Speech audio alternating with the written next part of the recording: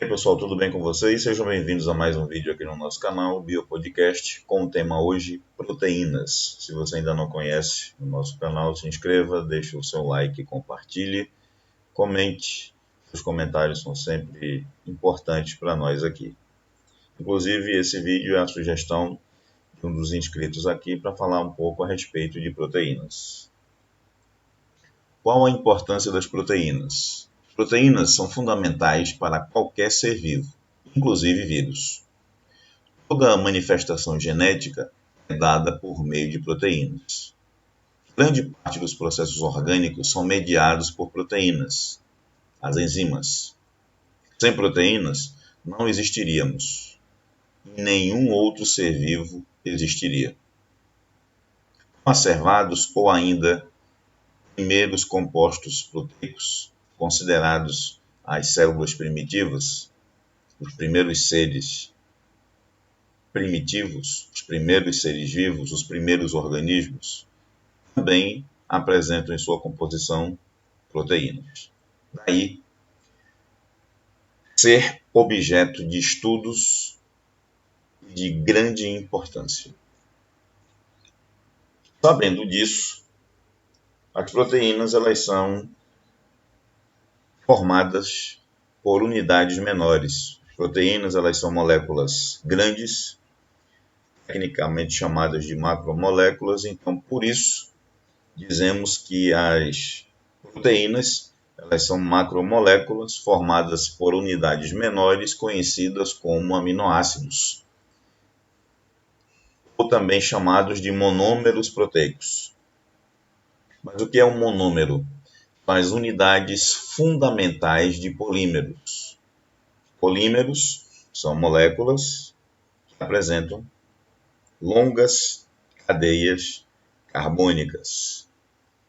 Cadeias carbônicas, cadeias formadas por átomos de carbono. Portanto, as proteínas são polímeros. E seus monômeros são chamados de aminoácidos. Um aminoácido é uma molécula orgânica formada por átomos de carbono, hidrogênio, oxigênio e nitrogênio. Alguns aminoácidos também podem conter o elemento químico enxofre. Os aminoácidos são divididos em 4 partes: o grupo amina, NH2, o grupo ácido carboxílico, COOH, hidrogênio, carbono alfa, todos diferentes grupos se ligam a esse carbono e um substituinte característico de cada aminoácido, chamado tecnicamente de radical. Aí nós temos a representação de uma estrutura química básica de um aminoácido, os monômeros proteicos. Tudo isto que nós acabamos de falar, de nos referir. O grupo amina, o grupo radical e o grupo ácido carboxílico ou ácido orgânico, também com o seu chamado carbono alfa, carbono central. Existem 20 tipos de aminoácidos diferentes. Aí estão seus nomes, respectivamente, seus símbolos, logicamente na língua portuguesa.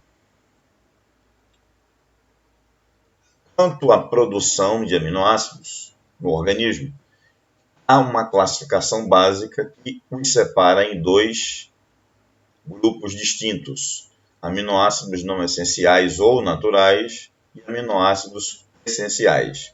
Os aminoácidos não essenciais ou naturais são os aminoácidos produzidos pelo corpo, produzidos pelo organismo. Os aminoácidos essenciais são os aminoácidos que não são produzidos pelo organismo, o corpo não consegue produzir. Eles são obtidos única e exclusivamente pela dieta, pela nossa alimentação diária.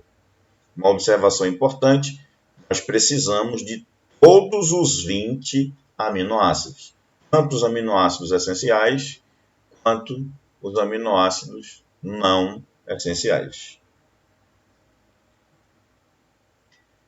Aminoácidos essenciais, temos aí uma representação interessante para mostrar todos eles aí, seus respectivos nomes e suas estruturas moleculares. Fenilalanina, isoleucina, leucina, valina, triptofano, treonina, metionina e lisina.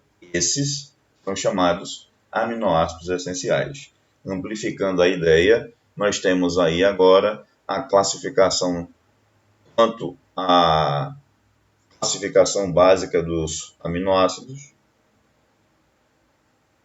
quanto ao modo de produção dos aminoácidos, os aminoácidos condicionalmente essenciais, não essenciais e essenciais. Essa é, inclusive, a divisão mais recente, mais atualizada, proposta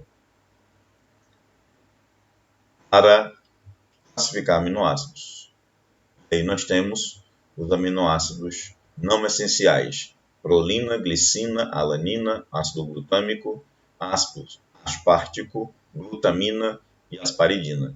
Aminoácidos essenciais, como já citado anteriormente: triptofano, fenilalanina, metionina, treonina, lisina, valina, leucina e isoleucina. Ligação peptídica é a ligação que acontece para formar aminoácidos. E essa ligação, ela acontece, na verdade, entre os grupos amina de um aminoácido com o grupo ácido do outro aminoácido. E essa ligação se caracteriza pela perda de uma molécula de água no final da ligação, o processo conhecido como desidratação. Então nós temos aí aminoácido 1, aminoácido 2. A ligação peptídica ela vai acontecer exatamente entre o grupo amina de um aminoácido com o grupo ácido de outro aminoácido, estabelecendo a ligação entre o carbono e o nitrogênio, o carbono do grupo ácido em uma extremidade com o nitrogênio da amina da outra extremidade do outro aminoácido. Portanto, sempre na formação de ligações peptídicas nós temos um grupo radical que vai ficar livre em relação a os grupos que irão se reunir na formação do aminoácido. Então, ligação feita entre aminoácidos para formar peptídeos, que são conjuntos de aminoácidos, 2 a 5. Polipeptídeos acima de 5 aminoácidos. E as proteínas acima de uma reunião de 50 aminoácidos.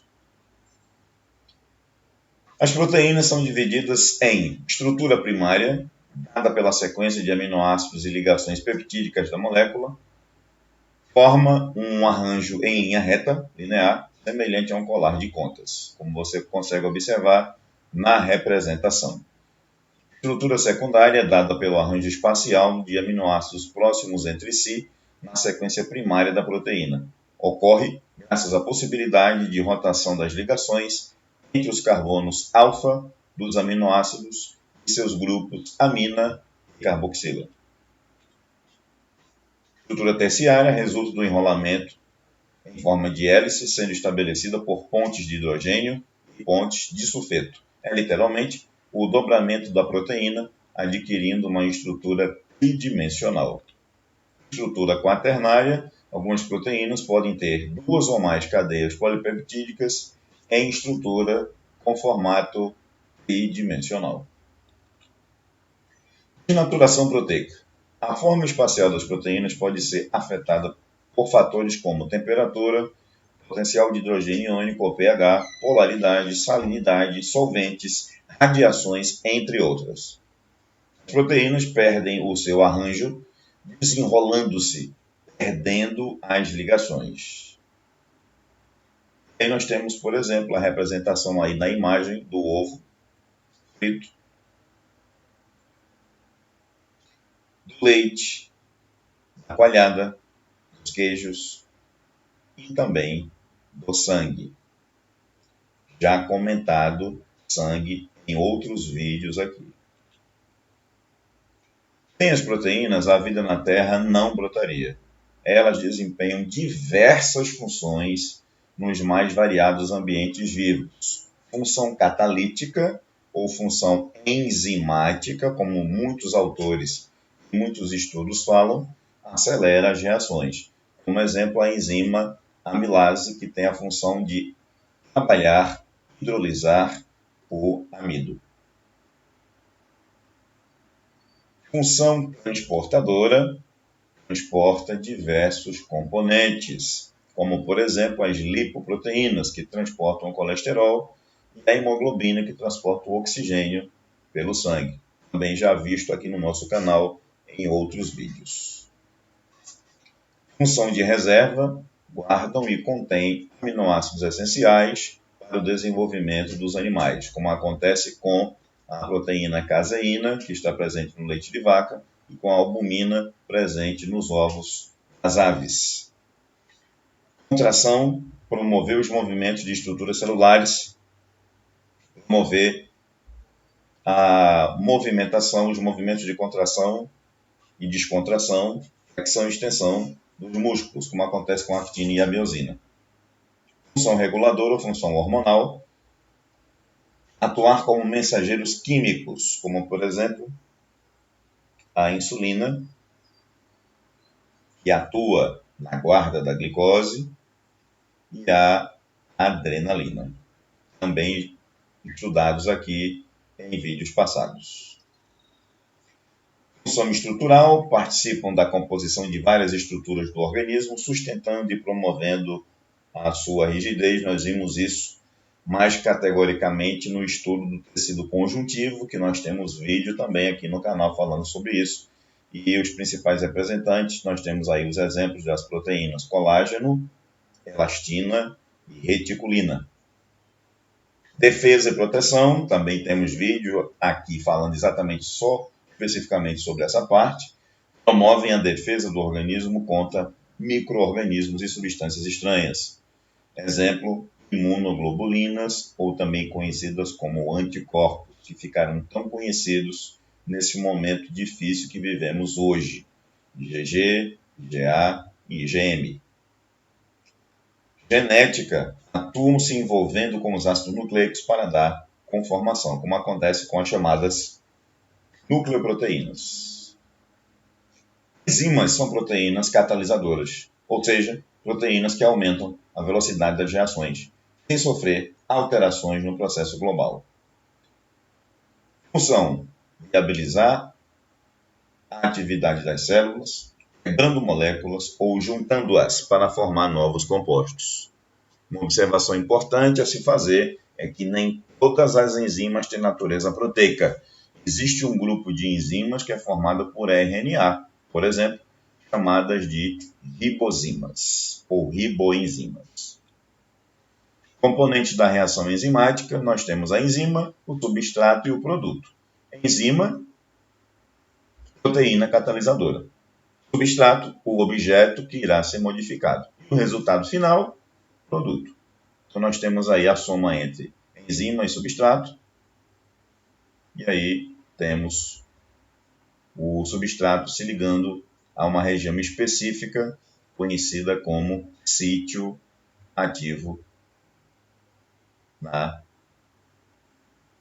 complexidade da reação. As enzimas possuem uma região conhecida como sítio ativo. Está bem nítido aí na imagem. Ele corresponde geralmente a uma cavidade, um espaço, na molécula de enzima, com um ambiente químico muito propício, muito próprio. O substrato entra no sítio ativo e liga-se à enzima. Nós temos também os chamados cofatores e as coenzimas. São moléculas não proteicas, respectivamente inorgânicas e íons metálicos, cofatores, orgânicas, que são vitaminas, geralmente, que são indispensáveis para o funcionamento de várias enzimas, como acontece, por exemplo, com a hemoglobina sobre a ação do elemento químico ferro, que é considerado um cofator, porque ele é um íon metálico, ok? Estamos devendo aqui no canal também um vídeo específico para tratarmos sobre vitaminas, tema muito pedido aqui pelos inscritos. Para operar, as enzimas necessitam de um ambiente favorável, pH, temperatura, quantidade de substrato, considerado ótimo. Caso contrário, ela sofre inibição. Inibidor é qualquer fator que possa reduzir, cessar ou frear, pela desnaturação, a reação enzimática. A inibição pode ser reversível, presença de substâncias, ou irreversível, aquecimento excessivo. E aí nós temos o gráfico que geralmente representa no Enem, nos vestibulares e nos concursos públicos, o gráfico da atividade enzimática. Como você pode ver aí, ele tem um valor máximo, e esse valor máximo ele é associado à temperatura de 40 graus na escala Celsius, como ponto de valor máximo. Até 40 graus Celsius, crescente, 40 graus Celsius, ponto ótimo, valor de velocidade considerado máximo, e a partir de 40, decrescente.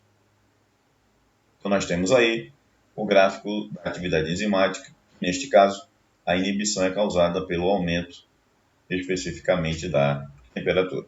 Galera, esse foi o nosso vídeo de hoje. Compartilhe, deixe os seus comentários, se vocês querem aprofundar ainda mais esse tema. Existem vários vídeos e vou deixar aqui na descrição deste vídeo os links de outros para que vocês possam aprender mais.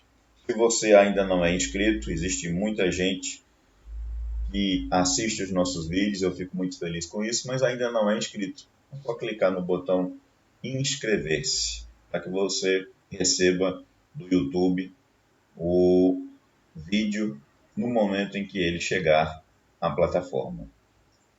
Gratidão e até a próxima.